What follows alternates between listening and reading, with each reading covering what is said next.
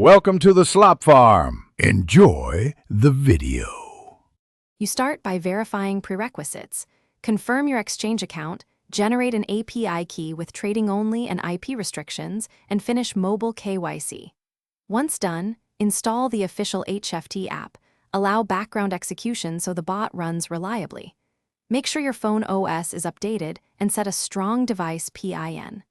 Also enable necessary app permissions, network, background refresh, and notifications, because the bot needs persistent connectivity to act on sub-second signals. Next, you configure the strategy and risk controls. Choose a tested preset or import a strategy file. Review each parameter to match your capital and market. Don't blindly accept defaults. Then set position limits, per trade size, and a max daily loss to prevent outsized drawdowns.